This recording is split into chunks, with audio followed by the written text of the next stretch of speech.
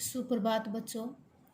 अब हमारा ग्रीष्म अवकाश समाप्त हो गया है और हम आगे का पाठ्यक्रम शुरू करते हैं।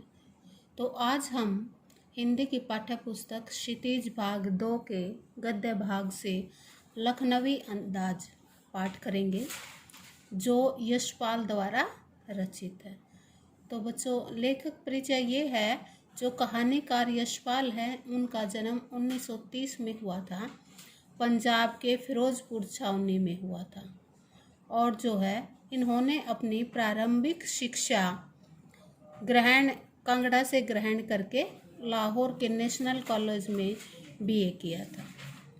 और फिर उनका परिचय भगत सिंह, सरदार भगत सिंह जो थे हमारे क्रांतिकारी देशभक्त, उसमें जो है उनकी गतिविधियों में उनके साथ भाग लेने लगे थे। तो लखनवी अंदाज में क्या है कि यह एक व्यंग्यात्मक कहानी है और जो है इस कहानी में शान शौकत वाली बनावटी जीवन शैली पर कटाक्ष किया गया है कि लोगों के पास होता कुछ नहीं है और वो दिखावा ज़्यादा करते हैं। और इस कहानी का सार इस प्रकार से है। पहले जो लेखक है यशपाल, उन्होंने सेकंड क्लास में रेल की यात्रा शुरू की और सेकंड क्लास के डिब्बे का टिकट लिया। और ये टिकट क्यों लिया? ताकि वो शांत स्वभाव से प्राकृतिक दृश्यों का नज़ारा ले सके और जो है एकांत में बैठकर कहानी लिख सके। तो इस उद्देश्य से उन्होंने ये टिकट लिया था। तो फिर लेखक ने पास के स्टेशन तक ही रेल यात्रा करनी थी, थोड़ी सी दूरी पर।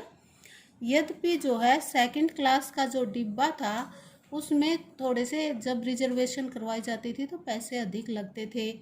फिर भी उन्होंने सोचा कि एक तो कहानी का विचार जो है उनके मन में आया लिखने का, और खिड़की से बाहर वो प्राकृतिक दृश्यों को देखना चाहते थे। इसलिए उन्होंने सेकंड क्लास के डिब्बे का टिकट लिया और उसमें सफ़र करने के लिए चढ़ गए।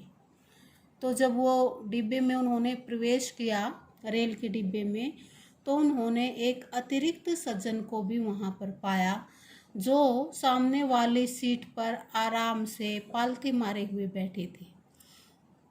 तो उनके सामने 2 ताज़ा चिकने खीरे तौलिए पर रखे हुए थे और जैसे ही लेखक ने डिब्बे में प्रवेश किया तो ऐसा लगा कि लेखक के आने से उन्होंने थोड़ा सा विघ्न अनुभव किया, जैसे उनकी स्वतंत्रता भंग हो गई हो, ऐसा उन्होंने अनुभव किया।